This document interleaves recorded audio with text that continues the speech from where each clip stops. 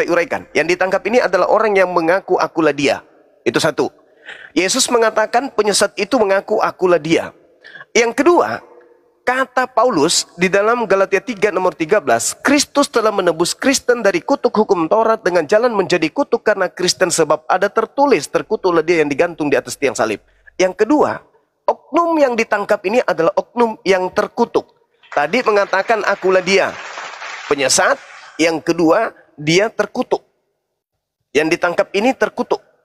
Kata Paulus, sebab ada tertulis, terkutuklah dia yang digantung di atas tiang salib.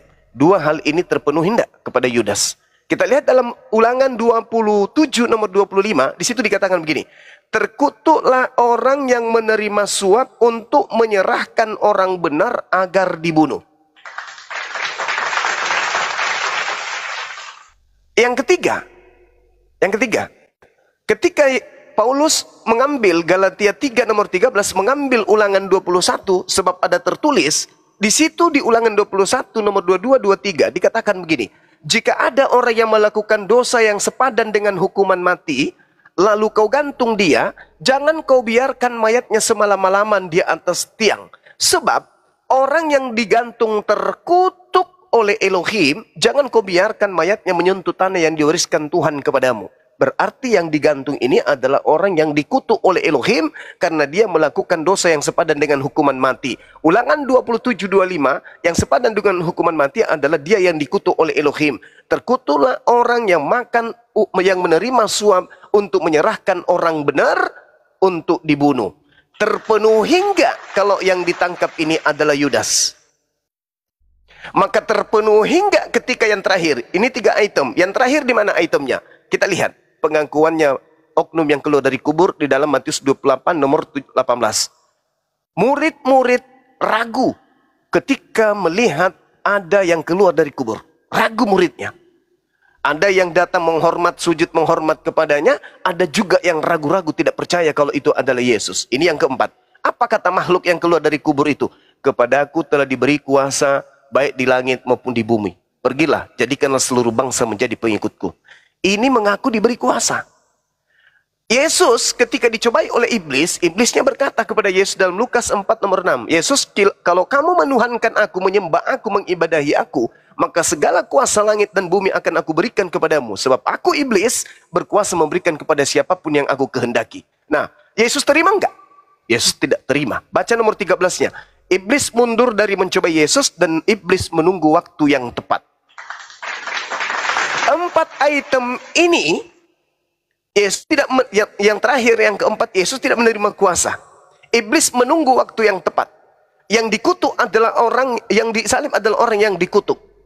Yang ditangkap adalah orang yang mengaku akulah dia. 4 item ini jelas tidak merujuk kepada Yesus anak Maria. Keempat-empatnya hanya bisa didudukkan kepada Yudas Iskariot. Maka kalau saudara mengatakan, kami orang Katolik, hubungannya dengan Yesus Kristus, Anda hanya berhubungan dengan makhluk yang keluar dari kubur tersebut. Anda tidak berhubungan dengan Yesus anak Maria. Nah, lalu apa? Bagaimana cara memilahnya? Coba Anda lihat di dalam Matius 24 nomor 3, nomor 4 sampai kepada nomor 31. Baca runutannya sampai ke bawah. Apa kata murid-murid Yesus? Guru, apa tanda kedatanganmu? Dan apa tanda akhir zaman? Apa kata Yesus? Tanda kedatanganku adalah aku datang sebagai anak manusia. Seperti kilat yang menyambar dari timur sampai ke barat. Aku datang diiringi oleh tanda-tanda matahari menjadi gelap, bulan tak bercahaya, bintang-bintang berjatuhan, kuasa langit berguncang, tiupan trompet sangkakala akan bunyi, dan aku akan nampak di tengah langit sebagai anak manusia, seluruh manusia akan datang meratap, dan seluruh manusia akan memandang aku di atas langit. Itu tanda kedatanganku. Jadi kalau ada yang mengaku aku di padang gurun, bertemu dengan aku di padang gurun, bertemu dengan aku dalam bilik, jangan kamu percaya. Nah, artinya Yesus mengatakan, waspadalah kepada penyesat yang datang kepadamu dengan memakai namaku dan berkata, akulah dia, akulah Kristus. Dia akan menyesatkan banyak orang. Jadi apabila ada orang berkata ada Yesus di sini, ada Mesias di sana, jangan kamu percaya. Sebab Mesias palsu, Yesus palsu, Kristus palsu, dan nabi-nabi palsu akan datang melakukan banyak mujizat sekiranya mungkin menyesatkan banyak orang. menyesatkan banyak orang, dan menyesatkan orang-orang pilihan juga. Saudara, saya bukan ingin menggurui, enggak. Tetapi coba lihat. Banyak orang yang memakai nama Yesus dan berkata Yesus adalah Kristus. Itu di mana? Yahudi? Enggak. Islam? Bukan. Hindu? Bukan. Oke Bang, itu memang Satu-satunya hanya Katolik. Saya setuju dengan Bang. Memang itu ditunjukkan kepada orang internalnya Kristen, bukan ditunjukkan kepada orang Islam. Karena di dalam kekristenan, iya, karena di dalam kekristenan ada ajaran-ajaran yang mengaku seperti itu. Bahasa roh, omong yang tidak jelas, itu yang dimaksud Yesus, bukan di luar daripada orang Kristen. Itu Yesus memang omong ditujukan kepada internalnya, bukan di luar daripada Kristen yang menyebut nama-nama Tuhan. Enggak, itu memang ayat itu ditunjukkan kepada internalnya Kristen. Orang-orang contoh Kristen Katolik, Kristen banyak, Kristen yang denonnya banyak, ada yang palsu. Ada yang tidak mau mengakui Tritunggal, ada yang Tritunggal, ada yang lain. Nah, itu memang betul Bang Juma, saya setuju dengan Bang Juma punya perkataan itu. Saya lanjutkan sedikit Bang sebelum saya pamit untuk salat Jumat. Gini, kalau saudara sudah mengakui itu ada di internal Kristen, maka kemana kita harus pergi? Kita harus pergi kepada ending. Ending yang mana? Ending pengajaran Yesus. Untuk siapa? Kepada Bani Israel. Di mana itu tertuang? Di dalam Matius 7. Apa yang diterangkan di sana? Nah, Yesus adalah seorang profesor. Dia adalah pakar. Dia adalah guru. Dia adalah rabi. Rabam Wamaran. Itulah Yesus. Dia adalah jalan, dia adalah kebenaran, dia adalah hidup. Tak ada yang sampai kepada hakikat Sang Khalik tanpa melalui dia. Ucapan itu Yesus ucapkan untuk Bani Israel. Ketika Yesus sebagai guru, sebagai dosen, sebagai gembala, maka domba-dombanya adalah Bani Israel. Yesus berkata kepada Bani Israel, "Wahai Bani Israel muridku, waspadalah kepada nabi palsu yang datang kepada kamu. Dari buahnya kamu akan melihat dia." Nah itu. Jadi Yesus menerangkan di dalam Matius 7 nomor 15 sampai nomor 23, skala cakupan secara global Kristen diungkap di situ. Kenapa saya mengatakan segala Kristen? Tidak membeda-bedakan Kristen ini. Coba kita uraikan. Izinkan saya menguraikan sedikit aja. Ketika Yesus berkata kepada Bani Israel, "Waspadalah kepada nabi palsu yang datang kepadamu, nyamar seperti domba, tapi sebenarnya dia adalah serigala yang buas." Satu hal kalimat yang sederhana, tetapi mematikan bagi yang menggunakan akal. Kenapa? Nyamar domba berarti non-Yahudi yang menyamar Yahudi. Jelas itu. Yang non-Yahudi menyamar Yahudi. Artinya apa? Ketika kita berbicara mengenai serigala, serigala ini identik dengan Roma.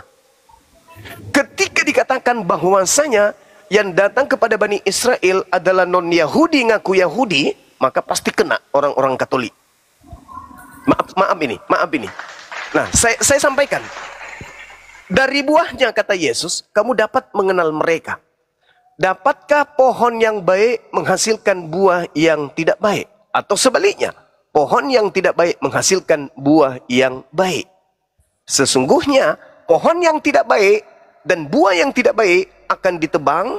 Pohonnya yang akan ditebang, ingat, pohon yang akan ditebang dan dilemparkan ke dalam api neraka. Jadi bukan buah yang dipilah-pilah. Oh ini buah bagus, oh ini Katolik yang bagus, ini Protestan tidak bagus, ini tidak bagus, ini Pantekosta bagus. Enggak. Dari mana sumber daripada sekte-sekte tersebut di luar Yahudi ini? Maka pohonnya yang harus ditebang. Artinya sumbernya yang harus ditebang. Artinya sumbernya yang harus ditolak. Artinya Paulus in the gang yang harus dilemparkan kemudian dalam api. Makanya dikatakan, uraiannya seperti apa guru? Siapa yang tidak melakukan kehendak Bapa, maka itulah kemudian pengajaran nabi palsu. Coba kita lihat saudara, kata Yesus dalam Matius 5 nomor 19. Apa kata Yesus? Barang siapa yang meniadakan setitik pun dari hukum Taurat, meskipun yang paling terkecil, lalu mengajarkan kepada orang lain, maka dia akan menempati tempat terhina di dalam kerajaan langit. Itu kata Yesus. Paulus mengatakan di dalam Galatia 2 nomor 16, nomor 21, Galatia 5 nomor 4, apa kata dia? Jika engkau mengharapkan ada kebenaran dalam hukum Taurat, maka engkau akan keluar dari kasih karunia. Yesus Kristus tidak berguna bagimu jika engkau masih mengharapkan ada kebenaran dalam hukum Taurat. Galatia 2 nomor 21 kata Yesus, kata Paulusnya begini. Engkau jika mengharapkan kebenaran dari hukum Taurat, maka sia-sialah kematian Yesus Kristus. Galatia 5 nomor 4, jika engkau mengharapkan kebenaran dari hukum Taurat, maka engkau akan keluar dari kasih karunia. Bahkan Galatia 5 nomor 1, Kristus telah membebaskan Kristen dari hukum Taurat dan membebaskan Kristen, memerdekakan Kristen dari kuk penghambaan. Makanya Kristen oleh Paulus tidak disebut lagi sebagai hamba Tuhan, tapi disebut sebagai anak Tuhan. Kenapa disebut sebagai anak Tuhan? Karena orang Kristen telah dibebaskan oleh Paulus dari penghambaan. Kristen tidak hamba Tuhan, tapi Kristen adalah anak Tuhan. Kristen adalah pewaris Tuhan. Dengan kata lain, Kristen telah meninggalkan kehendak Bapa, yaitu lakukan segala perintah. Ingat saudara, syarat untuk menjadi pengikut Yesus, Yesus sampaikan dengan sangat rinci di dalam Matius 19, nomor 16, nomor 17, dan seterusnya. Guru, apa yang harus aku lakukan supaya aku bisa memperoleh hidup yang kekal, yaitu surga? Apa kata Yesus? Lakukan segala kehendak Allah, lakukan segala kehendak Yod-Heh-Vah-Veh Hasem Elohim. Itu. Kata murid tersebut, aku sudah melakukan semua itu. Artinya dia sudah menjalankan segala hukum Torah. Itu syarat yang pertama. Jika engkau ingin memperoleh hidup yang kekal, lakukan segala kehendak Allah. Berarti dia harus menjalankan hukum Taurat. Aku sudah menjalankan itu semua, wahai guru. Apa kata Yesus? Syarat kedua, jual seluruh hartamu, berikan kepada si miskin. Syarat kedua. Setelah itu kamu lakukan, baru syarat terakhir. Apa itu? Ikutlah denganku.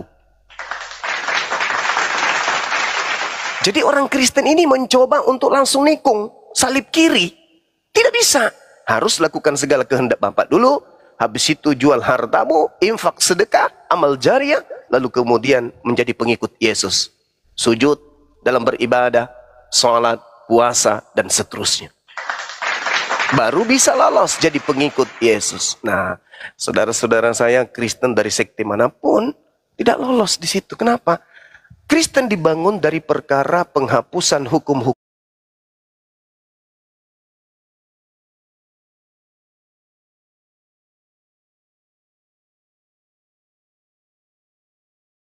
Segala ketetapan yang ada di dalamnya.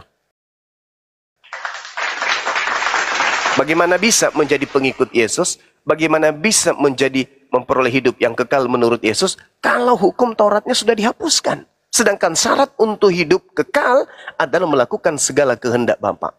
Kehendak Bapa tertuang di dalam Ulangan 4. Apa kata Bapa di sana?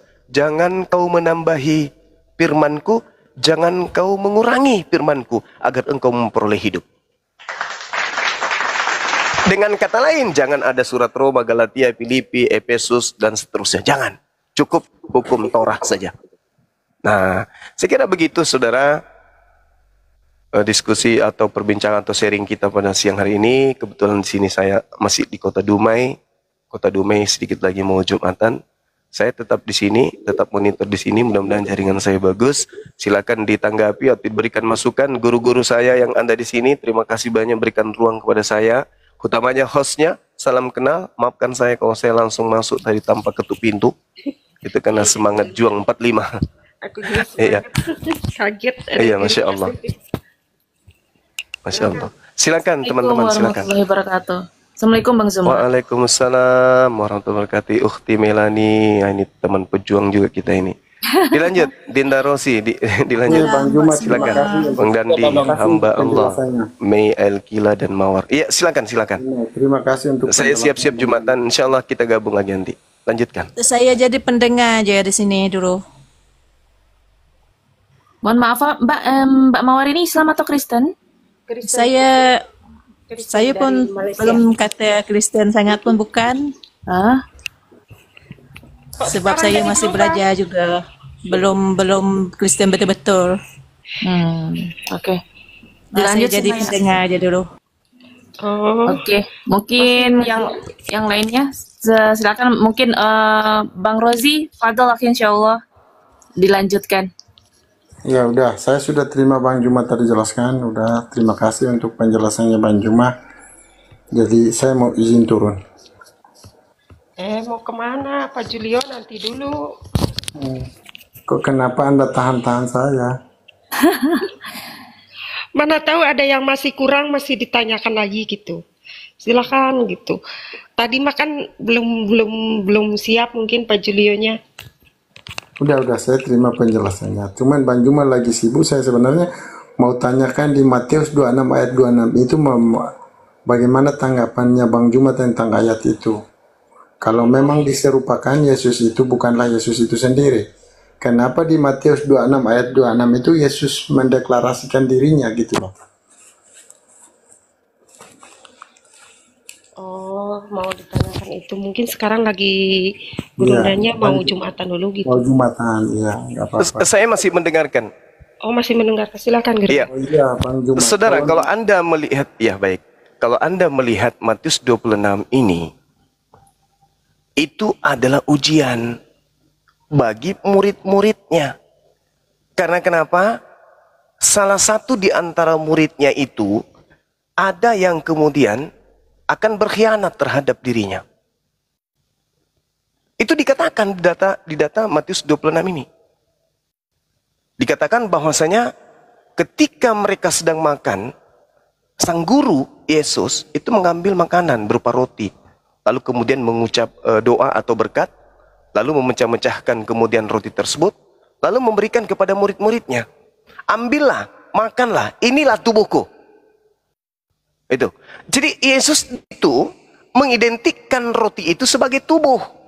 Makanya ketika ditanya oleh orang Samaria, apa kata Yesus? Tidak patut roti yang disediakan untuk anak-anak diberikan kepada anjing. Roti yang dimaksud di sini adalah dirinya, Yesusnya, yang nabi, yang rasul kepada Bani Israel.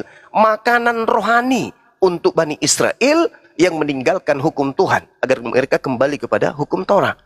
Maka ketika dikatakan memecah-mecah, lalu dia mengatakan, ambillah, makanlah, inilah tubuhku. Artinya, tidak perlu lagi kau bunuh tubuhku yang sesungguhnya. Tidak perlu kau hianati aku. Tidak perlu lagi kau punya niatan bunuh aku. Karena tubuhku adalah roti ini. Sesudah Yesus kemudian mengambil cawan, lalu Yesus berdoa, mengucap syukur, dan memberikan kepada murid-muridnya. Lalu dia mengatakan, cawan. Cawan itu apa? Anggur. Minumlah anggur ini, sebab inilah darahku. Jadi Yesus sedang menguji. Yesus mengujinya, Bang. Roti dan juga anggur. Roti sebagai dagingnya, anggur sebagai darahnya. Dia ingin tahu siapa yang akan mengkhianati aku di sini, yang betul-betul akan punya niatan membunuh jasadku dan mengucurkan darahku. Sedangkan saya sudah memberikan. Aku sudah memberikan roti. Aku sudah memberikan darahku, memberikan tubuhku, yang hanya merupakan simbol. Nah, akhirnya, kalau Anda baca rentetan daripada data Matius 26 ini, itu akan berujung kepada pengakuan satu orang di antara kalian akan mengkhianati aku. Ya, itu betul. Itu yang Nah, itu dia makanya. Maka Yesus mengatakan di dalam Yohanes 6 nomor 70, apa kata Yesus? Bukankah aku yang memilih engkau yang 12 dan satu di antaramu adalah iblis? Siapa iblis ini? Iblis yang tidak menerima roti beneran, iblis yang tidak menerima kemudian anggur beneran, tetapi harus berkhianat, menyerahkan Yesus untuk dibunuh. Itulah yang dikatakan dalam Ulangan 27 nomor 25. Terkutuklah orang yang menerima suap untuk menyerahkan orang benar agar dibunuh. Itulah kena. Makanya Yesus mengatakan di dalam Matius 16, apa kata Yesus? Anak manusia memang harus pergi sesuai dengan apa yang tertulis tentang dia. Apa yang tertulis tentang dia? Amsal 21 nomor Amsal 21 nomor 18. Apa yang tertulis? Ketika Yesus mengatakan dalam Lukas 24:44, Yesus mengatakan begini, aku berkata kepadamu sesungguhnya semua perkataan tentang aku yang harus tergenapi semua perkataan yang tertulis tentang aku di dalam kitab Amsal. Itu tertulis di situ. Nah, yang tertulis di Amsal, pengkhianat dipakai sebagai ganti orang jujur, orang fasik sebagai penebus orang yang benar. Subhanallah. Jadi ketika Yesus itu ingin dibunuh, ingin disalibkan, ingin ditangkap, yang menggantikannya adalah pengkhianat, yang menggantikannya adalah orang fasik. Amsal 17 nomor 23, yang disebut orang fasik adalah orang yang makan suap. Jadi yang mengalihkan kemudian antara Yesus yang disalibkan atau Yudas yang disalibkan adalah Allah. Allah yang menggantikan kemudian keadaan. Orang Roma, orang Yahudi berkongko-kongko dengan segenap kekuatan, bersaksi palsu. Kemudian membuat tipu muslihan. Anda baca dalam Markus 14, Anda baca dalam Matius 26 nomor 59. Mereka melakukan kesaksian-kesaksian palsu, bla bla bla bla, untuk menjerumuskan Yesus orang benar ini. Hasil upaya iblis melalui tubuh Yudas itu dikatakan kemudian oleh Yesus di dalam Yohanes 12. Terakhir dari saya teman-teman ya. Di Yohanes 12 nomor 31. Apa kata Yesus di sana? Gini. Kata Yesusnya begini. Sekarang ini adalah penghakiman atas dunia. Sekarang juga penguasa dunia akan dilemparkan keluar. Penguasa dunia ini dilemparkan keluar. Keluar dari mana? Keluar dari kubur. Siapa yang keluar dari kubur? Coba kita lihat dalam Yohanes 14 nomor 30. Apa kata Yesus di sana? Iblis datang dan iblis ini sedikit pun tidak akan berkuasa terhadap diriku. Tidak banyak lagi aku berkata-kata dengan kamu, wahai muridku Bani Israel, sebab penguasa dunia ini yang adalah iblis datang. Dan iblis tidak berkuasa sedikit pun atas diriku. Berarti Yudas ketika iblis merasuki dirinya, tidak berkuasa atas dirinya. Sehingga yang dibunuh bukan Yesus. Upaya iblis merasuki Yudas, upaya iblis merasuki imam kepala mahkamah agama, agar Yesus itu disalibkan, itu tidak berhasil. Allah menyelamatkan kemudian Yesus. Nah, setelah kemudian iblis ini putus asa mencoba Yesus, ingin membunuh Yesus, ingin Yesus dieksekusi oleh mereka, Yesus diangkat oleh Tuhannya ke langit. Apakah iblis berhenti sampai di situ? Enggak. Iblis menjadikan nama Yesus sebagai jualan yang hebat, supaya banyak orang disesatkan. Makanya Yesus mengatakan, waspadalah kepada penyesat yang datang kepadamu dengan memakai namaku dan berkata, akulah dia. Mereka akan menyesatkan banyak orang.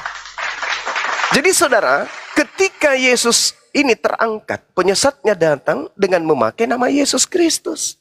Maka pantaslah di akhir zaman nanti, orang-orang Kristen akan bertemu dengan Yesus yang asli. Ketika Yesus yang asli turun, berdasarkan Matius 24, Yesus akan datang untuk yang kedua kalinya, sama seperti engkau melihat, kata malaikat. Di Kisah Para Rasul 1:11. Yesus yang kau lihat terangkat ke langit, ke surga, akan datang kedua kalinya sama seperti engkau melihat dia terangkat ke langit. Berarti dia turun dengan jasadnya. Sementara yang datang kepada Paulus itu tanpa jasad. Berarti itu bukan Yesus. Maka ketika Yesus datang sebagai manusia bertemu dengan orang Kristen ini akan berlomba-lomba mendekati Yesus. Matius 7, 21, 22, 23. Apa kata orang-orang Kristen? Tuhan, Tuhan, Tuhan, bukankah kami bernubuat pakai namamu, bermukjizat pakai namamu, mengusir setan pakai namamu juga, wahai Yesus, Tuhan. Apa kata Yesus? Pada hari itulah aku akan berterus terang kepada mereka. Aku tidak mengenal kalian. Enyahlah daripadaku, kalian semua adalah pembuat kejahatan. Wa idza husiran nasu kanu lahum a'da wa kanu bi ibadatihim kafirin. Pada akhir zaman nanti, pada hari kiamat nanti, apa yang mereka sembah akan menjadi musuh mereka, dan pujaan-pujaan yang mereka lakukan di dunia akan diingkari oleh dia yang mereka sembah. Inilah yang tertulis di dalam Matius 7 nomor 22, 23 terhadap saudara-saudara saya Kristen. Karena hanya ada satu kelompok manusia yang bermujizat, bernubuat, mengusir setan, memanggil Yesus Tuhan, hanya kelompok Kristen atau Katolik dan seterusnya. Saya kira begitu saudara. Jadi Matius 26 nomor 26 itu adalah bahan ujian Yesus kepada murid-muridnya. Siapa yang akan mengkhianati dia akan muncul di situ. Padahal Yesus sudah mengatakan, ini darahku, ini dagingku. Tidak perlu lagi kau membunuhku. Aku sudah memberikan darahku, aku sudah memberikan dagingku. Tak perlu lagi kalian kemudian membunuh aku. Saya kira begitu saudara-saudara. Terima kasih. Tetapi Siap. masih ada satu ayat yang saya ingin Silakan. menyampaikan ke Bang Juma. Silakan. Bagaimana tanggapan Abang 5 menit ya. Injil Ya. Yohanes 11 ayat yang 25. Di sana Yesus berkata, Oke. "Akulah kebangkitan dan hidup." Bagaimana bisa baik. Yesus bisa mengatakan dirinya kebangkitan kalau dia tidak mati dulu, baru dia katakan kebangkitan dan hidup itu. Jadi berarti Baik. dengan sendirinya Yesus membantah dirinya sendiri. Ucapannya kalau dia tidak mati, maka dia Baik. dia tidak akan membuktikan apa kata-katanya di dalam Yohanes 11 ayat 25. Bagaimana tanggapan Bang Juma tentang hal itu? Terima kasih Bang Juma. Oke. Baik. Jadi saudara, kalau kita berbicara mengenai kebangkitan, itu bukan berarti bangkit di situ artinya bangkit dari kematian. Ya. Bukan berarti ketika berbicara mengenai kebangkitan berarti itu berbicara tentang orang yang keluar berupa manusia yang lahir atau yang keluar dari tanah. Jadi berbicara mengenai bangkit ini atau kebangkitan, itu artinya bangkit dari tidur bisa. Bangkit dari keterpurukan bisa. Bangkit dari kegagalan bisa. Nah, apa yang dimaksud Yesus dalam Yohanes 11? Saya uraikan kepada saudara. Contoh misalnya di Keluaran 9 nomor 16. Akan tetapi inilah sebabnya aku membiarkan engkau hidup, yakni supaya memperlihatkan kepadamu kekuatanku dan supaya namaku dimasyhurkan di seluruh bumi. Aku biarkan engkau hidup supaya memperlihatkan kepadamu kekuatanku dan supaya namaku dimasyhurkan di seluruh bumi. Kita lihat di Lukas 20 nomor 28. Guru, Musa menuliskan perintah ini untuk kita. Jika seorang yang mempunyai saudara laki-laki mati, sedang istrinya kemudian masih ada, tetapi ia tidak meninggalkan anak, saudaranya harus kawin dengan istrinya itu dan membangkitkan keturunan bagi saudaranya. Jadi membangkitkan itu tidak hanya dikatakan bangkit dari kubur. Bangkit itu bisa banyak hal. Contoh misalnya di sebagian data dalam surah Paulus Roma 9:17, sebab kitab suci berkata kepada Firaun, itulah sebabnya aku membangkitkan engkau, yaitu supaya aku memperlihatkan kuasaku di dalam engkau, dan supaya namaku dimasyhurkan di seluruh bumi. Bukan berarti dibangkitkan dari kubur. Jadi ketika Anda membawa data dalam Yohanes 11 itu, Yesus ini adalah kebangkitan, betul. Kenapa? Karena orang-orang Yahudi itu sudah ditinggalkan. Bait suci sudah dirubuhkan. Tak ada lagi kehidupan di sana. Anda lihat dalam Yesaya 1, bagaimana Tuhan kemudian memaki habis Yerusalem. Aku akan meninggalkan engkau, akan kubiarkan engkau menjadi padang yang tandus, rumah-rumahmu akan ditinggalkan, engkau yang tadinya ramai akan menjadi sepi. Itu ucapan Yesus. Bahkan Yesus mengatakan apa? Bang Juma, saya potong sedikit. Ini konteksnya berbicara tentang kebangkitan loh, Lazarus yang mati loh. Jadi konteksnya itu dia sedang berbicara tentang kematian ini, Lazarus yang mati. Dia sedang membangkitkan. Saya paham, saya paham, saudara, saya paham. Tapi Anda boleh lihat, kebangkitan yang dimaksud itu terurai di data nomor 45-nya sampai nomor 57. Orang-orang Yahudi jelas sekali di bawah tekanan daripada Romawi. Imperium Romawi berkuasa atas mereka. Sehingga Yesus datang sebagai orang yang membangkitkan girohnya kemudian orang-orang Yahudi. Coba Anda lihat, Bung. Di data nomor 45. Ada yang melihat yang dilakukan oleh Yesus, yaitu membangkitkan Lazarus. Ada yang melihat. Orang yang melihat ini, salah satu di antaranya kemudian pergi secara sembunyi-sembunyi melaporkan kepada orang-orang Farisi. Baca nomor 45. Banyak di antara orang Yahudi yang datang melawat Maria dan menyaksikan sendiri apa yang diperbuat oleh Yesus, yaitu membangkitkan Lazarus dari kematian, dan percaya kepada Yesus. Harusnya saudara, ketika Yesus memperlihatkan tanda-tanda mujizat, kekuatan, kedahsyatan yang dilakukan oleh Yesus, harusnya orang-orang Yahudi kala itu menjadikan Yesus sebagai pahlawan, beriman kepada Yesus. Mereka harusnya beriman kepada Yesus. andai saja orang Yahudi semuanya akan percaya kepada Yesus pada saat Yesus datang, maka mereka akan bangkit. Orang Yahudi akan bangkit. Yahudi tidak lagi akan dijajah oleh Romawi. Tapi ingat, apa yang menjadi ketakutan orang-orang pada saat tersebut?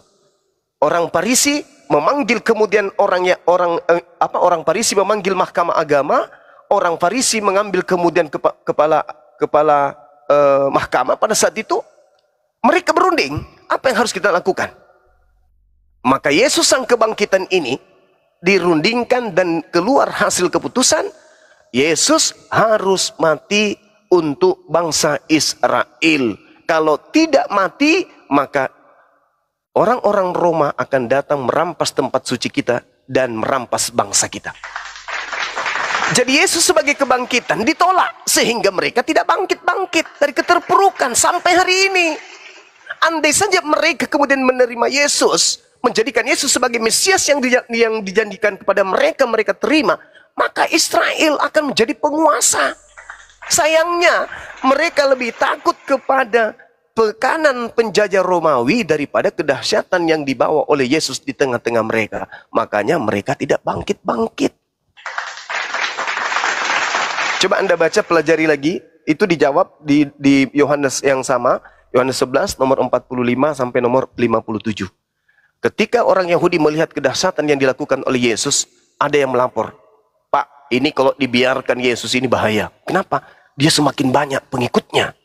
Semakin banyak pengikutnya itu akan bahaya bagi kita. Kenapa? Kalau sampai Yesus kita biarkan, maka orang-orang Roma akan datang merampas tempat suci kita dan bangsa kita. Maka apa yang terjadi? Imam Kayafas, imam kepala, saat itu juga, tahun itu juga bernubuat. Apa kata nubuatannya? Yesus harus mati tahun ini juga demi untuk menyelamatkan Bani Israel dari tekanan bangsa Romawi. Itulah yang terjadi. Mereka nggak percaya kepada kebangkitan. Padahal sekiranya mereka percaya kepada Yesus, jadikan Yesus sebagai Mesias, jadi pemimpin, jadi raja mereka pada saat itu, maka jangankan kemudian tentara Romawi, seluruh dunia pun bisa ditundukkan oleh Yesus alaihissalam. Itu yang dimaksud, Bang. Yesus kebangkitan. Bukan berarti keluar dari kubur. Yang keluar dari kubur itu justru adalah tanda bagi angkatan jahat. Nih, izinkan saya mengurai 1 menit sampai 2 menit. Yesus ditanya nih, di dalam Matius 12, nomor 38. Ditanya oleh orang-orang Farisi dan orang ahli Taurat. Apa kata Yesus? Orang Farisi, orang Yahudi, Bani Israel, angkatan jahat ini minta satu tanda. Dan tidak akan diberikan satu tanda apapun. Saya ulang. Angkatan jahat ini, orang Farisi ini, minta satu tanda. Dan tidak akan diberikan satu tanda apapun kepada angkatan jahat selain tanda Yunus. Sebab Yunus 3 hari 3 malam dalam perut ikan. Demikian juga anak manusia. Ingat, anak manusia. Yudas anak manusia kan? Anak manusia. Demikian juga anak manusia akan berada dalam perut bumi 3 hari 3 malam. Hari ketiga dia akan bangkit dari kubur. Itulah yang Yesus katakan bahwa pada Yudas, Bang Juma, itu menunjukkan Yesus berbicara pada dirinya sendiri, Bang Juma. Oh, salah. Saya jawab. Coba Anda lihat di dalam khotbah Petrus, Kisah Para Rasul 2, nomor 39. Nomor 29, nomor 30, 31, 32, 33. Endingnya nanti di 36. Karena Anda bertanya, saya jelaskan. Petrus berkhotbah. Apa kata Petrus? Kuburan dari nenek moyang kita, Nabi Daud masih ada di tengah-tengah kita. Dan Nabi Daud bernubuat bahwa Mesias akan bangkit. Jasadnya tidak ditinggalkan di kubur. Jasadnya tidak mengalami kematian. Nomor 3-3-nya. Melainkan Tuhan akan mengutus tangan kanannya untuk menyelamatkan dan mengangkat anak Daud tersebut. Mesias tersebut. Tutup cerita. Nomor 36-nya, Yudas mengatakan apa? Setelah Mesias yang dinubuatkan oleh Daud ini terangkat oleh tangan kanan Elohim ke langit, apa kata Yesus? Apa kata Petrus? Di tengah-tengah kalian sudah ada orang yang kamu salibkan, yaitu Kristus. Maka Petrus mengatakan apa? Yesus yang kau salibkan itu telah dijadikan menjadi Tuhan dan Kristus bagi angkatan jahat. Bukankah kalau Anda membaca dalam Lukas 2 nomor 11, pada hari ini telah lahir bagimu juru selamat, Kristus Tuhan di kota Daud. Maksudnya, pada hari ini telah lahir bagimu juru selamat, manusia yang diurapi Tuhan di kota Daud. Telah lahir. Jadi Yesus begitu lahir, dia sudah Kristus. Sedangkan Petrus mengatakan, Yesus yang kau salibkan itu telah dijadikan menjadi Kristus. Orang Yahudi harus tahu bahwa Yesus yang kau salibkan itu telah dijadikan menjadi Kristus dan menjadi Tuhan bagi kalian. Nah, berarti yang disalib oleh orang-orang Roma bagi angkatan jahat itu baru menjadi Kristus hari itu juga. Makanya ketika orang-orang ini menyesal, apa kata Petrus kepada mereka? Data nomor 40-nya. Bertobatlah dan lepaskanlah diri kalian dari angkatan jahat ini. Jadi antara Kristus yang lahir di kota Daud dengan Kristus yang lahir dari kuburan, itu adalah dua Kristus yang berbeda. Bukan satu Kristus. Makanya Yesus mengatakan, waspadalah kepada Kristus-Kristus palsu. Salah satunya yang keluar dari kubur, yang telah dijadikan oleh Kristus. Anda baca penegasannya dalam Roma 14 nomor 9. Apa kata Yesus? Apa kata Paulus? Untuk itulah Kristus mati, agar ia dibangkitkan menjadi Tuhan bagi orang Kristen. Saya kira begitu, saudara. Jadi Yesus menubuatkan. Kalau Anda tidak percaya, saya kasih data sebelum saya turun. Anda baca di dalam Lukas 24. Anda buka sekarang Lukas 24 nomor 9, nomor 10, 11 dan 12. Endingnya di data nomor 12-nya. Ketika orang-orang yang bernama Maria, Ibu Yakobus, Maria Nikodemus, Maria Magdalena datang ke kuburan pada hari Minggu, mereka tidak menemukan mayat yang disebut anak manusia tersebut. Lalu pergi melapor ke 11 murid. Hei, murid-murid Yesus, apa paman? Gurumu hilang di kuburan loh. Tapi apa reaksi murid-murid? Mereka tidak percaya dan menganggap laporan-laporan itu hanyalah omong kosong belaka. Ini murid. Kenapa mereka nggak percaya kebangkitan pada hari Minggu? Karena mereka bukan angkatan jahat. Baca nomor 12-nya. Meskipun demikian, pagi-pagi sekali Petrus pergi ke kuburan dan tidak menemukan ada mayat di sana, melainkan hanya menemukan kain kafan. Apa yang berbunyi di dalam hati Petrus? Apa yang sedang terjadi ya? Itu Petrus. Kalau Petrus ini menerima tanda dia bangkit hari ketiga, maka Petrus mengatakan, oh memang dia sudah mengatakan bahwa dia bangkit hari ketiga. Tapi sayangnya murid-murid tidak diberi tanda kebangkitan hari ketiga. Yang diberi tanda bangkit hari ketiga hanya angkatan jahat. Baca Matius 12 nomor 38 sampai nomor 40. Jadi antara murid Yesus, murid pilihan, tidak diberikan tanda kebangkitan hari ketiga. Yang diberikan tanda kebangkitan hari ketiga hanyalah angkatan jahat. Makanya endingnya yang tadi dikatakan dalam Kisah Para Rasul 2 nomor 36, Yesus yang telah kau salibkan itu telah dijadikan menjadi Kristus bagi kamu, bagi angkatan jahat maksudnya. Jadi Kristen yang percaya kebangkitan adalah kelompok orang-orang yang percaya kepada angkatan jahat. Saya kira begitu dari saya, saudara. Oke, Bang Jim, nanti kita lanjut lagi habis ibadah. Masih ada sih, bagaimana pengakuan Thomas tentang Yesus, kebangkitan Yesus? Itu Abang Jum harus jelaskan dulu. Anda dijawab oleh Yesus di dalam Matius 24 nomor 24.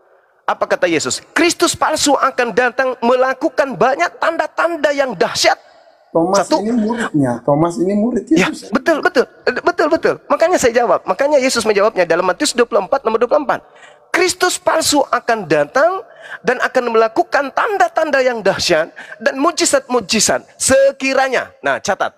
Sekiranya mungkin Kristus palsu ini akan menyesatkan murid-murid pilihan juga. Itu jawabannya, Bu.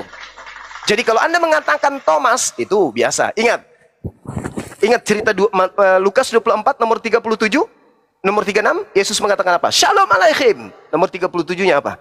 Mereka kaget dan ketakutan sebab mengira melihat hantu. Itu jawabannya ya. Berarti yang keluar dari kubur ini dikira hantu oleh muridnya Yesus. Saya kira begitu sementara, saudara. Silakan Anda tidak puas, tapi ingat, belajar terus. Bukan tidak puas, saya Bang. Saya pengen melanjutkan bahwa kesaksian 500 orang, Yesus menampakkan dirinya kepada ke-12 murid ketika di dalam air laut. Dia menjalan di atas itu kan harus dijelaskan sampai di sana, Bang. Oke, saudara. Apa ucapan murid Yesus ketika melihat Yesus jalan di air? Ya. Oh Tuhan, oh pencipta langit dan bumi. No, murid-murid mengatakan, mereka berteriak hantu, hantu, hantu. Murid-murid mengira hantu, bukan mengira Tuhan. Jadi itu sederhana itu saudaraku ya. Saya kira begitu untuk sementara. Murid-murid Yesus ketika melihat Yesus bermujizat mengira gurunya ini hantu, sedangkan orang Katolik ketika Yesus bermujizat mengira Yesus itu adalah Tuhan. Itu adalah dua perkara yang berbeda. Pandangan murid yang asli dengan pandangan orang yang dari luar murid mengatakan itu karena dia Tuhan, tetapi murid-murid justru mengatakan itu karena dia hantu. Saya kira begitu sementara. Jangan puas, kita belajar terus. Nanti habis ini kita akan lanjutkan lagi insya Allah. Demikian teman-teman sekalian dari saya sementara. Subhanakallahumma bihamdi asyhadu an la ilaha illa anta astaghfiruka wa atubu ilaik. Salam tauhid, salam satu Tuhan. Jayalah Islam kita, jayalah Indonesia kita. Assalamualaikum warahmatullahi wabarakatuh. Maaf kawan, saya bukan mau lari, saya Jumatan, saya di Kota Dumai. Ya, lanjut. Terima kasih. Ya, sama-sama, masya Allah. Lanjut. Oke, Bang Juma, selamat beribadah. Oke, terima kasih Bang Juma.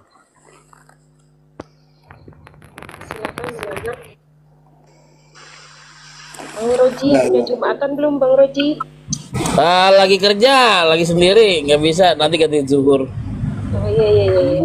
Bang Roji harus istirahat dulu hari Jumat ini. Saya nggak bisa ninggalin lokasi Pak, sendiri soalnya saya di lokasi. Kan bisa mendirikan sholat sendiri di lokasi. Kenapa Pak? Bisa mendirikan sendiri sholat di lokasi kan? Iya, sholat zuhur Pak, kalau sholat Jumat nggak bisa Pak. Makanya diganti Pak, kalau di dalam Islam itu dipermudah Pak. Gitu ya. Kecuali ada usul seperti kerja yang nggak bisa ditinggalkan. Gini, kemarin saya lihat ada yang Bang Logic Human itu ditulis begini. Sholat berdoa di dalam WC juga tidak masalah katanya. Itu bagaimana? Gimana Pak? Bang Logic Human. Ya gimana? Dia bikin judulnya begini. Tidak masalah sholat di dalam WC. Ya nggak masalah Pak, sholat di dalam masjid Pak, emang kenapa Pak? Di dalam WC kan? Di dalam WC. Oh, dalam WC. Gini Pak, tempat sholat itu harus suci Pak, tempat WC itu tidak suci. Kalau Anda bilang mengatakan tempat sholat itu adalah WC itu diperbolehkan, nggak boleh juga lah Pak. Itu kan hadas. Saya ralat ucapan saya. Gini, dia buat judulnya begini. Gimana ya?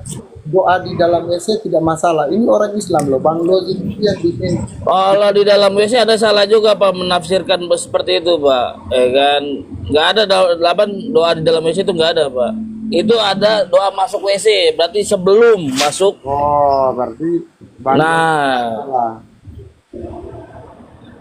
gitu Pak. Bang Logic kayaknya orang Aceh entah apa. Oh bukan, saya orang Betawi. Bukan abang. Saya pernah lihat ada saudara kita dari Muslim yang bikin judul pembahasannya seperti itu. Bisa aja Bang, mungkin lagi sakit beraknya kan, maka dia berdoa Bang. Nggak bisa gitu Bang, tetap aja nggak boleh. Nggak boleh. Jangan bilang andaikan nggak bisa kayak gitu Bang. Oh, ya katakan ya jika tidak ya kan begitu. Nah, jangan kita mengandai-andai lah gitu. Contohnya gini Bang, saya sering dengar di training bahwa bisa berbohong dalam hal, tetapi saya ikutin penjelasannya masuk akal. Contohnya ketika kita jalan dengan istri kita dalam keadaan situasi yang darurat kan, saya ditangkap, istri saya lagi sembunyi. Tidak mungkin saya jujur sama penjahat itu bahwa istri saya sembunyi di sini. Itu masih logika kan itu. Bohong dosa Bang, bohong Bang. Terus gimana? Terus gimana Pak? Ulangin Bang Jula, maksudnya gimana?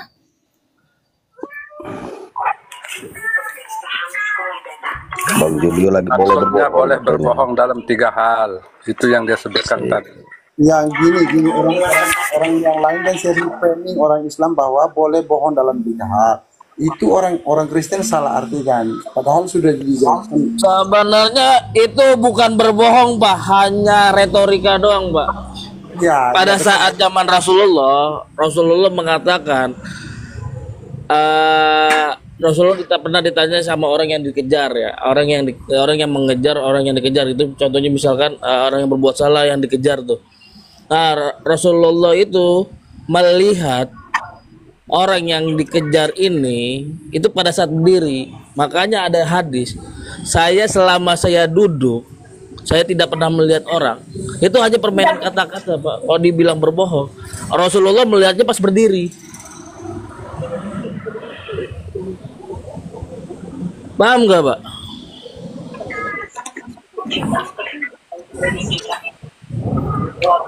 Nah, itu dalam sebuah hadis itu ada seperti itu. Itu hanya kata-kata, bukan berbohong. Kalau dibilang berbohong nggak boleh juga, Pak. Tetapi perkata-kata, misalkan gini contohnya, si Jion dikejar-kejar sama suaminya pengen dipukulin kan. Nah, si Jion pada saat saya nyuci mobil, nyuci kendaraan, Jion ngumpet lah, ya kan, saya ngelihat Bang diam, ya kan. Nah, saya udah nggak nyuci mobil nih. Selama saya diri, terus suaminya datang, ngejar si Jion. Bang, lihat Zion nggak, Pak? Ini kurang aja ini. Oh, selama saya diri, saya nggak pernah ngeliat gitu. Ya gitu ya, hanya permainan kata-kata aja sih. Assalamualaikum warahmatullahi wabarakatuh. Mana Bang Julio tadi? Mau syahadat dia belum? Iya, saya sebenarnya minta naik karena sini pun mau Jumat, mau membahas syubhat yang dibawa dia tentang yang di WC itu. Sebenarnya itu ya teman-teman semua Muslim biar tahu ya. Allahumma inni a'udzubika minal khubsi wal khaba'is. Itu kita lakukan ketika kita masuk ke pintu kamar mandi, sudah kita ucapkan, saudara. Jadi bukan berdoa kepada Allah itu di atas WC, kagak ya. Ini oten-oten suka framing ini. Udah aku dijawab, berdoa kepadamu ya Allah, aku bermohon dan berterima kasih kepadamu Allah telah membuangkan kotoran yang ada dalam tubuhku. Itu maknanya. Ya. Jadi jangan framing oten ya, jangan suka framing deh. Ya. Oke, saya pikir gitu aja Bunda Channel. Saya izin turun lagi, saya ingin membantah itu aja tadi sebentar karena di sini pun mau Jumat. Terima kasih. Ya, Bang. Assalamualaikum warahmatullahi wabarakatuh. Saya izin turun kembali. Waalaikumsalam warahmatullahi wabarakatuh. Waalaikumsalam warahmatullahi wabarakatuh. Silakan Kristen yang di bawah kalau mau naik, ini masih ada abang-abangku di atas. Kakak Zion itu yang tadi yang perempuan mawar itu turun. Iya turun. Udah. Mana siapa tadi? Julio tadi mana? Udah turun, Bunda. Julio lagi mau syahadat katanya. Ini jadi nggak ada yang Kristen di sini ya? Satu panel untuk Kristen ya? Oke. Ayo Ten, naik Ten. Yang mana yang Kristen ya? Cari bang. Mbak Ranti nih. Assalamualaikum, selamat siang. Mbak Ranti, Rianti, manusia Tuhan. Assalamualaikum. Kepencet Mas, maaf. Oh iya, Turunin. Ya Allah ya Rabbi ya Karim. Memang adi-ngadi nih.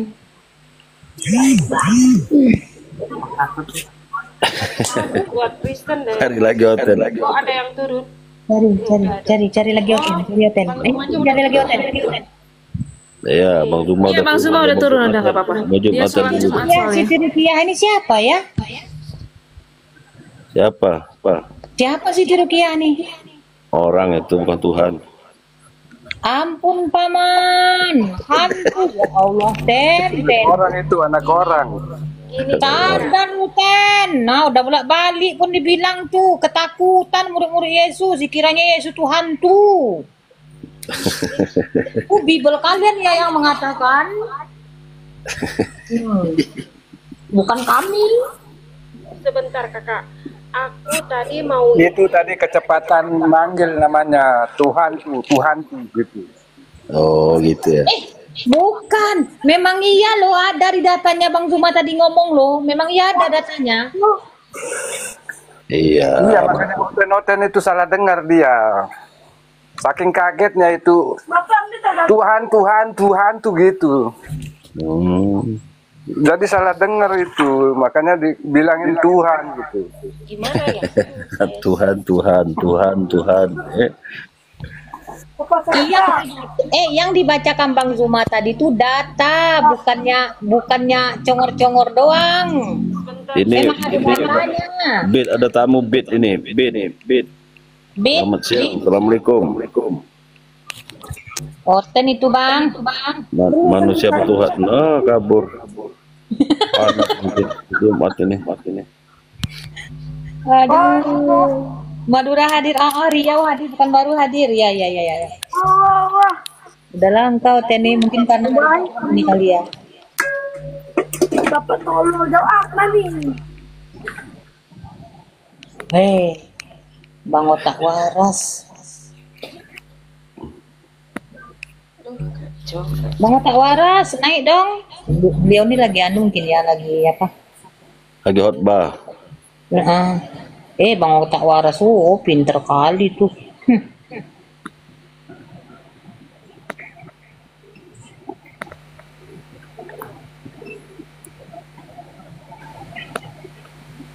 Iya, Malaysia hadir ya, salam kenal dari dia. Iya, Oten pada takut.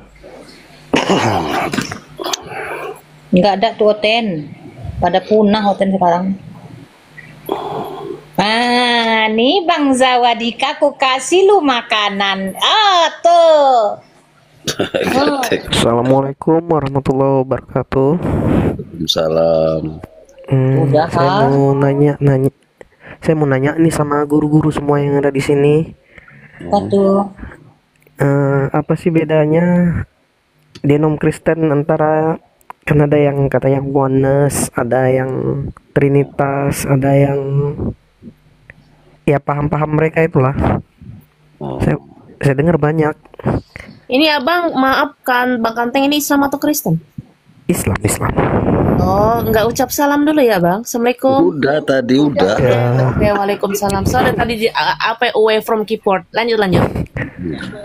Itu saya mau nanya, itu beda-beda paham-paham Kristen. Ada yang trinitas, ada yang oneness, ada yang kata Yesus only. Itu bedanya apa sih? Formalin ada. Beda pemahaman aja bang. Kalau saya baru dengarnya di sini.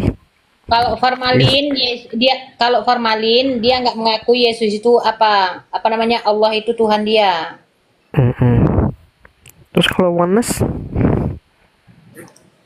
Kalau oneness nggak mengakui bahwa Yesus itu mati ya, digantung. Itu kan. Gini ya.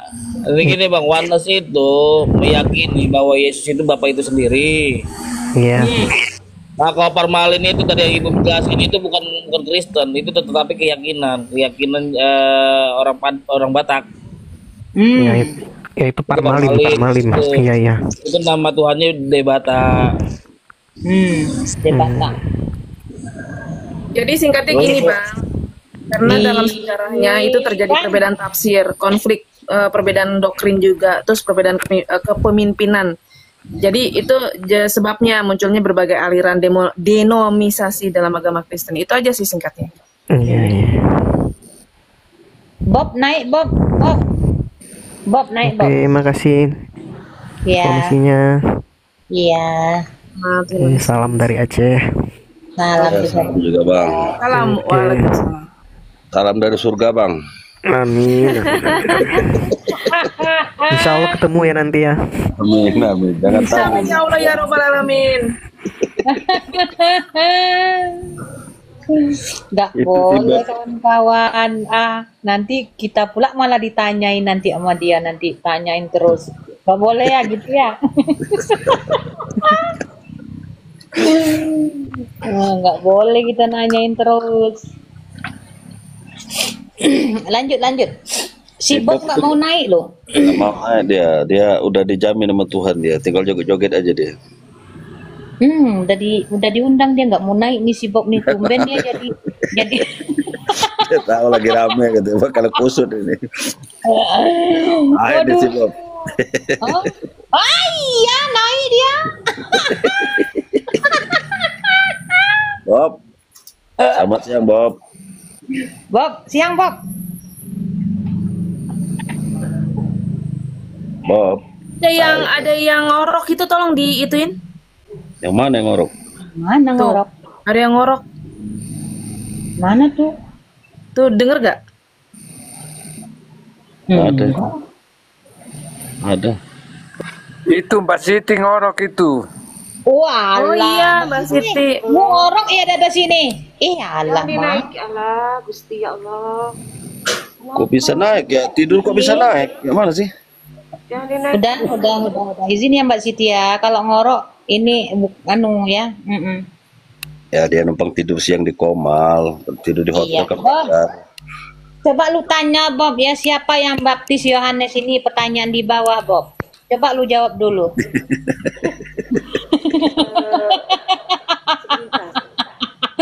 Bob. Ada yang Bob. tahu nggak Kak? Melani apa Bunda? Kalau nyalain hadiah Komal itu gimana sih? Aku dari tadi nggak bisa. Hadiah apa? Nyalain hadiah? Kan aku tuh tadi tuh mincit ini salah. Kok bisa? Nggak bisa ya? Kenapa ya? Oh, udah kehapus itu, salah pencet masalahnya. Bob, ada yang tapping di bawah Bob. Yang baptis Yohanes itu siapa? Coba Bob, jawab Bob. Sebentar Kak. Tolong ajarin dulu Kak Melani caranya aku kalau ngasih koin di Komal aku gitu sama orang, kok aku nggak bisa dari tadi.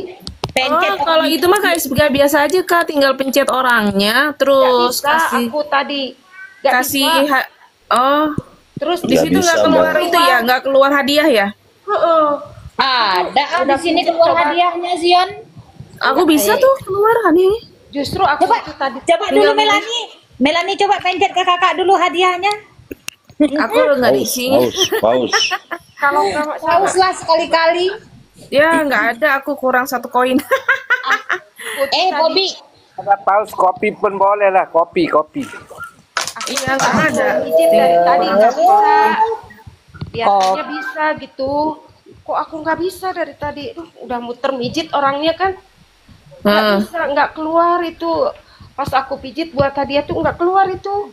Udah Pencet orangnya, di samping kan ada hadiah, mikrofon, kamera gitu. Iya, itu udah. Makanya aku nanya. Aku dari tadi gak bisa, udah dipijit orang. Izin turun ya. Oh iya, makasih ya. Assalamualaikum. Waalaikumsalam warahmatullahi wabarakatuh. Waalaikumsalam. Di bawah jelajah itu Zion kau tekan. Di bawah jelajah? Ya. Oh. Jangan terlalu kuat nekannya, pakai perasaan lah. Kalau di Komal aku belum biasa. Kalau di Komal orang mungkin bisa aku. Kalau di Komal ini kok susah. Kenapa ya? Aku bisa sih. Itu mungkin karena settingan live-nya Kak. Oh, bisa jadi itu. Mungkin harus Awal-awalnya di ini dulu, diberesin dulu pengaturannya. Iya, harus diberesin dulu. Aku mah cuma 3, nggak adil. Cuma 3 koin, nggak adil. Aduh, aku juga tadi susah, udah aku gugup lagi. Gimana ini cara minjitnya nggak keluar-keluar? Gawat ini. Kacau. Pada Bang Zuma tadi di atas, Zion mah. Iya, pantasan Bang Zuma nggak dapat mawar pun nggak ada tadi. Coba kalau di atas Komal kuda. Tak kasih Bang Zuma tuh lo meleduk. Jangan gitu Kak, aku tuh bukan, makanya aku nanya gimana caranya, aku udah gugup dari tadi mijit buat hadiah, ngirim hadiah, aku nggak bisa. Gugup nggak tuh Bang Zuma akunnya, gugup nggak tuh? Mbak Zion, nanti aku kirim nomor rekening ya. Udah lah. Ada aja. Enggak. Aduh, Kak Zion, aku izin turun ke mau makan dulu ya sambil sholat zuhur terus langsung kembali kerja. Iya, makasih Kak. Assalamualaikum. Ya, Assalamualaikum warahmatullahi wabarakatuh. Iya, kamu sabar kok, tenang aja lah. Ini Bang Bob ini dari tadi nih udah kayak jadi kok diem aja, kenapa ya? Dia takut, dikiranya Bang Zuma masih ada di bawah nih. Iya, memang masih ada kok Bang Zuma di bawahnya. Nih. Ada. Oh, nggak percaya lu Ten. Tuh. Jumatan, masih Jumatan. Jangan diganggu dulu, masih Jumatan. Udah pergi Iya, masih Jumatan kan, mau Jumatan. Masih Jumatan Bang Zuma. Buat saudara-saudaraku tadi yang ini ya, yang bantu-bantu aku gitu. Sekron, makasih, sehat selalu, berkah selalu ya buat saudara-saudara semuanya. Iya, yang saudara-saudara muslim kan. Hadiahnya siang ini bisa on cam ini habis Jumatan ini. Sore. Ada suara. Bob, suaramu kemana, Bob? Aku tadi tuh Aduh, masa sama Bang Juma enggak ngasih apa kopi apa mawar, enggak bisa, astagfirullahaladzim. Ya ada minta, enggak minta itu tadi.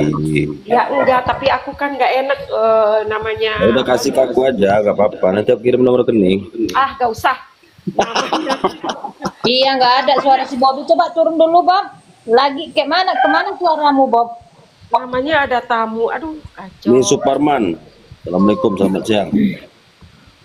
Man. Nah, nggak ada suara si Bobby. Man.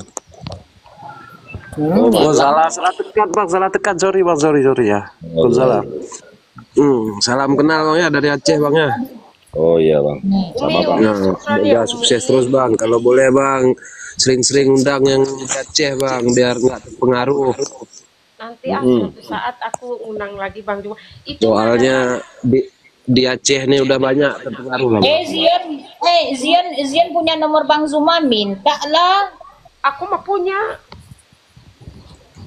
Aku kan Zion suka main di belakang. Enggak, memang dari dulu kan dari WA dulu satu room sama Gurunda. Bang Juma itu kan aku punya. Jadi punya semuanya orang-orang tuh. Cuman sekarang udah lain, mungkin akunya juga udah. Mbak Jen kalau orang punya dia. Tapi kalau WA Tuhan nggak ada dia. Nggak ada. Semuanya ada, nanti ku undang lagi ya. Nanti ya. Semangat masih. Semangat. Mana nih, nggak ada satu pun noten di bawah. Tapping 10. Tadi tuh kaget aku tuh, tiba-tiba mana baru buka kan belum ada orang, takutnya itu mah Bang Juma tiruan gitu. Tahunya suaranya asli. Astagfirullahaladzim, asli ini kataku. Oh, langsung sujud. Itu Mas Zion tadi langsung sujud dia. Berarti tuh cuma berkah tuh, ngiri dia Mas Zion. Zion nih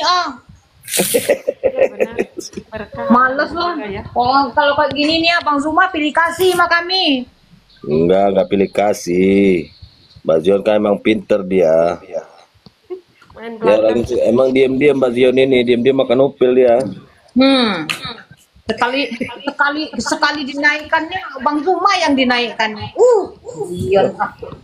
Iyalah. Kakak, aku baru buka, Bang Juma itu langsung naik. Aku juga lagi sama Bang Modar ngobrol, belum siap, mana headsetku nggak ada lagi.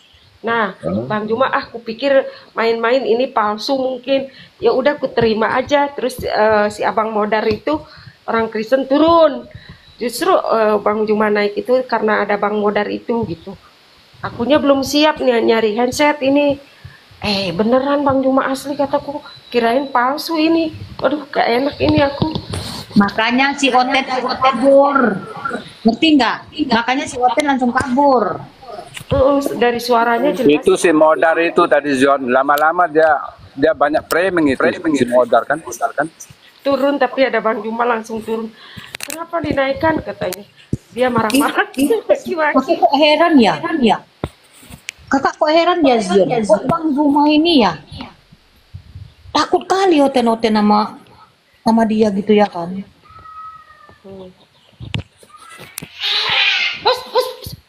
Coba kalau sama kita, pelongo-pelongo, Ten. Paling ada Roh Kudusnya dia. Dengan Bang Zuma baru kapok, weh.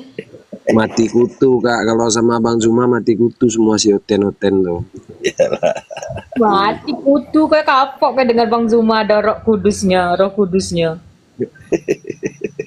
Ya karena Oten kan takut sama Roh Kudus. Nah, iya kan kali ini kan sama Yesus kita nggak takut. Tapi Kakak coba nonton pas SD Slap, mesti orang-orang goblok semua dinaikkannya. Kalau ada orang pintar sedikit, alasannya ngelek lah, apalah, dia bilang diturunkannya terus tuh. Alah, aku udah pernah debat main di TV, nggak ada ilmu. Itu ya Kak. Kalau orang yang ilmunya ada, mesti diturunkannya. Kalau yang orang-orang goblok tuh dipertahankannya di atas. Ada dah. Room edis tuh sekali, nggak ada ilmunya. Enggak, dia kayak gitu. dia kayak gitu dia Kak. Nanti kalau orang yang goblok tuh salah jawab, dibuatnya jadi piptinya. Tengok orang Muslim yang menjawab, dia bilang dia kayak gitu cara dia. Anak desa apa nih? Adesta anak desa apa nih? Adesda. Selamat siang Adesda. Tuhan kue. Adesda. Enggak, kami cuma sekali dulu coba-coba juga. Katanya banyak yang murtad di rumah Edis, di rumah Kudis. Ini Tuhan kue gimana? Warahmatullahi wabarakatuh. Waalaikumsalam. Tanya pun dia Kak, kita tanya Edis pun selama dia baru 5 orang dia bilang itu pengakuan dia aja 5 orang. Ngapain murtadkan orang? Iya, dia bilang ditanya sama Bang Juma tuh hari kan ada ditanya sama Bang Juma. Berapa udah orang kau murtadkan dia bilang. 5 orang udah dia bilang. Itu pengakuan dia yang 5 orang padahal nggak ada. Mana pula Edis mau murtadkan orang? Narasinya kayak gitu. Itulah.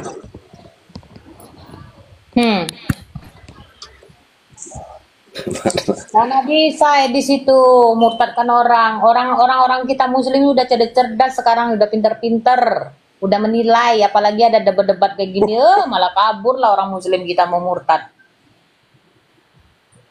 Dia sendiri yang mengaku. Dibilangnya udah 5 orang dimurtadkannya, padahal seorang pun nggak ada.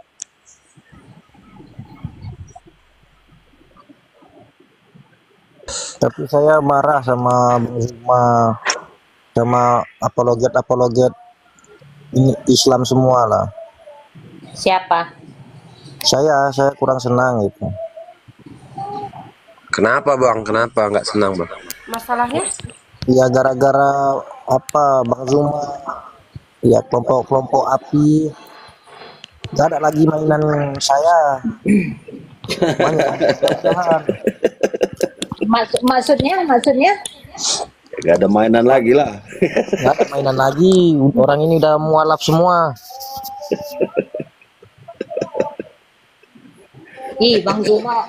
Bang Zuma itu kan itu yang diwanti-wanti Bang Zuma, membentengi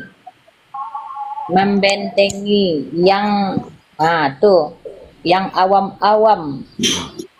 Ya maka itu Bu, gara-gara Bang Zuma kan oten itu banyak yang mualaf. Habis itu nggak mau lagi naik dia. Oh, udah pada pintar lah semua oten-otennya. Bukan pada pintar, tinggal yang bodoh-bodoh itu bengal, nggak mau pun lagi naik dia, nggak ada mainan kita. Sebenarnya Oten ini paham loh, tahu loh dengan kita Al-Quran kita itu nggak pernah ada kebohongan di dalam. Cuman itulah tadi tuh mereka sebenarnya malu mengakuinya gitu nah. Memang betul Bang. Dulu sebelum nampak ini yang yang Bang Juma buat tuh di tempat kami pun dulu nggak ada orang yang jual babi, tapi sekarang sudah ada mulai Bang. Gimana Bang? Di mana itu? Di Aceh Tenggara Bang. Oh tuh. Nah dulu di Aceh itu Bang syariat Islamnya luar biasa tuh Bang. Ya kuat dulu. Sekarang udah masuk Kristen. Sekarang udah masuk Bang. Padang. Gimana Bang? Gimana suara Bang kecil? Berarti Abang di Aceh Tenggara. Di Aceh Tenggara Bang, perbatasan sama Sumatera lah Bang, pas perbatasan sama Tanah Karo itu. Daerah situ Bang. Daerah sana. Banyak ada gereja di sana? Kalau di Aceh Tenggara Kak, lumayan banyak Kak. Tapi banyak pun di tepi-tepi aja deh Kak. Ya kayak itulah Bang. Saya Aceh juga Bang, saya Aceh Timur Bang. Oh, saya Aceh Tenggara Bang. Kalau di Sumatera Barat kalau nggak salah cuman satu ya. Pun Kristen Bang ya, ada juga ada Bang. Gereja yang satu di Sumatera Barat. Di Aceh Timur Bang, jangankan gereja Bang, orang ini baru mau buat pondasinya aja Bang, kami bongkar Bang. Bang, aku mau bertanya satu dulu Bang. Betul kan tuh Bang, yang orang dari Takengon tuh Bang, ada yang mualaf. Betul tuh. Orang dari Takengon mualaf. Bukan mualaf, ada yang apa tuh masuk Kristen tuh. Murtad. Murtad. Ya, dari Takengon. Itu kurang tahu. Yang itu siapa itu yang ada masuk apologet juga dia ya, yang jadi apologet itu ya. Betul. Itulah yang kueran. Dari Takengon, masa Aceh tuh kuatnya bisa murtad. Nah, Bang, berarti Bang, ya itu kan oknum juga, Bang. Orang Islam yang masuk bakal murtad itu, Bang, hanya dua hal, Bang. Masalah tumpuan dan ekonomi, Bang. Abang tahu Memang ya. Yang ini kemarin memang dibilang dijanjikan rumah dibuat, semualah difasilitasi. Langsung dia murtad dari Takengon. Ada aku dengar cerita. Astagfirullahaladzim. Maka itu, Bang, itulah kalau masalah gara-gara hal iman atau apa tidak tergoyahkan kalau umat Islam ini, tapi kalau masalah tumpuan dan ekonominya mungkin bagi orang-orang yang ekonominya rendah bakal tergiur. Ya Allah.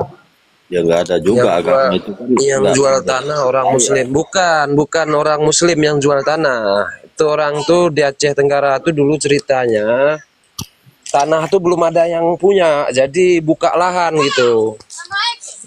Nah, terus? Buka lahan sendiri. Jadi orang-orang yang dari Tanah Karo tuh masuk ke situ.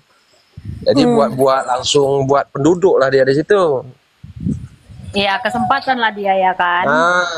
Tapi kan, Bang, kalau misal daerah Bang itu, Bang, di Aceh Tenggara itu kan ya nggak bisa juga kita pungkiri juga, sebab itu udah dekat kali sama. Memang ya perbatasan, memang udah perbatasan. Sama juga kayak di tempat kami ini, Bang, di Aceh Timur ini, Bang, yang di perbatasannya itu, Bang, seperti di Kuala Simpang itu kan sudah mendekati Medan juga, Bang. Ya, betul. Tapi yang di Aceh Singkil itu hebat, Bang, langsung perang dia. Maka itu, Bang. Kalau di Aceh Utara, di Luk Semawe, di ada tamu tuh, host. Assalamualaikum, selamat siang, Bang Jupri PTK. Jupri.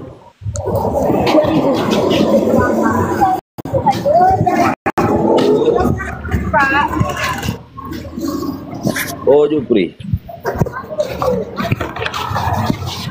Bang Jupri. Manusia ke Tuhan, Bang.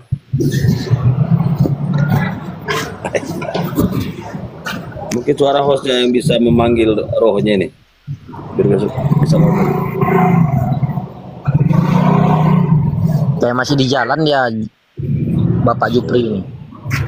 Gitu aja, Pak ya.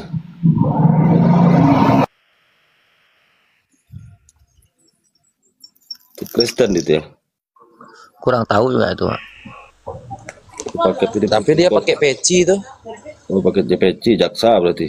Itulah tengok tuh. Pakai kebaya, tengok. Bisa menentukan Islam atau Kristen ya, Bang.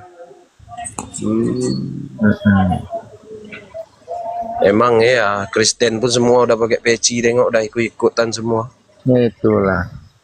Kayak di Aceh lagi. Kayak di Aceh Tenggara. Islam yang lebaran, Kristen pun ikut lebaran. Tapi, Bang, nggak bisa kita bilang hanya Kristen juga, Bang. Kita pun itu juga, Bang. Kayak seperti tahun baru. Apakah ada tahun baru di dalam apa Islam suruh merayakan? Tapi kita tidak merayakan juga. Betul juga sih, Bang. Tapi kalau di tempat kami, Bang, semua lah itu hampir merata lah, Bang. Islam yang lebaran Idul Fitri, orang Kristen pun ikut beli baju baru. Itu syukur, Bang, cuman beli baju baru, Bang. Ya waktu puasa yang ngabisin kue-kue siapa kalau bukan orang itu? Ya juga. Kita beli kue-kue jam 4, jam 5, mereka start terus dari jam 2. Orang jualan belum buka udah ditungguinya.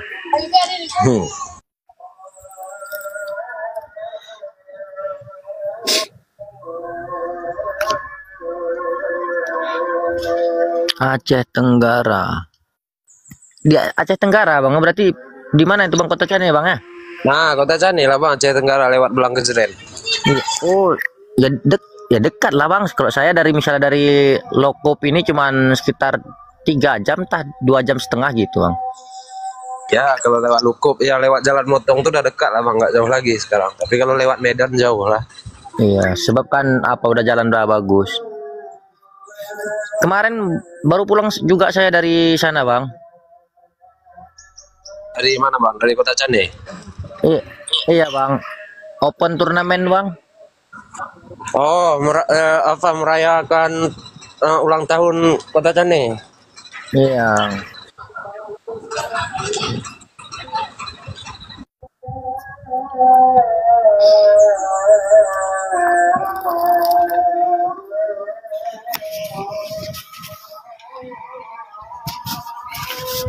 Oke bang ya, saya vakum dulu ya. Mau Jumat, baru masuk waktu Jumat di sini bang. Oke bang, oke.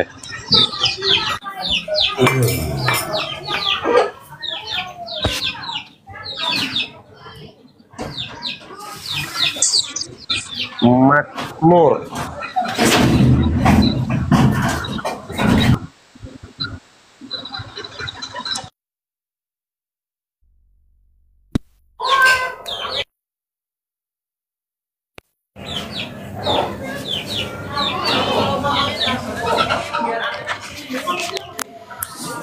Gimana ada Oten? Mas Mur. Siang Mas Mur. Ya, diskusi bahas apa ini? Tadi saya di Jambak, saya lihat Tumang tadi lagi di jalan. Bahasnya ya, kita bahas apakah Kristen punya Tuhan, itu tema hostnya biasanya tuh.